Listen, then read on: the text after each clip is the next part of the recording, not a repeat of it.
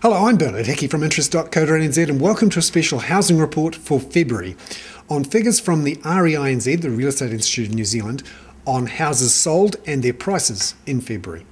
Now, volumes were up substantially in February from a year ago, 37%. In fact, they're even up more in February from January, 51%. That's because obviously not so many houses get sold in January when people are on holiday. But even when you look at seasonally adjusted figures, they're up between 3 and 8% depending on who you talk to. Auckland is the real hotspot in New Zealand's housing market at the moment. The stratified measure rose 4.6% for prices in February from January. Now, this is a measure that the REINZ creates using Reserve Bank methodology to take out the volatility you see because of changes in the number of houses sold in certain price brackets.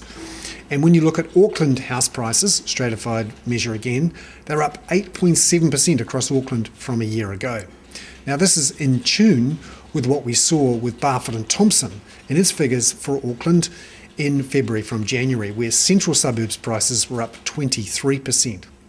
Let's have a look now. Let's go to a chart which shows us what's actually happening with those stratified measures of prices in New Zealand and in the particular areas. Let's look first at Auckland, where you can see here that we saw the housing boom here, a doubling in prices through 2003 to 2007, a bit of a peak, down through 2008 and 9, up again, flat, but it seems to be on the rise again overall across the nation. But let's have a look now at Auckland's stratified measure. A bit more volatility. You can see there's been a real rebound through 2010-11 and a real spike certainly in February. In fact, we're above the peak that we saw in late 2007. Wellington, not quite so strong though. You can see that it's down from a year ago and certainly below its peak from 2007. The real issue here in Auckland is supply shortages. Migration is a factor too. A lot of people come in from overseas to Auckland, and there have been some people come up from Christchurch to Auckland.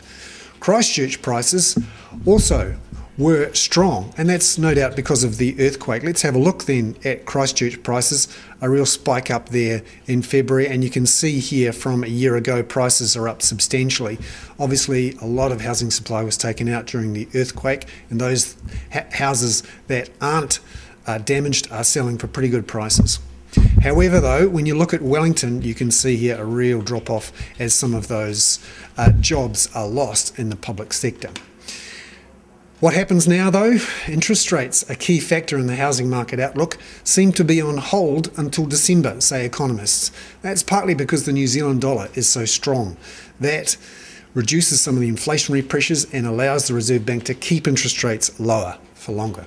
Remarkably reminiscent of what we saw in 2003-2004, when the New Zealand dollar was strong, allowed the Reserve Bank to keep interest rates lower for longer. That contributed to the housing boom we saw from 2003 to 2007. The key difference this time around is that we have even more supply constraints. The number of housing consents significantly down.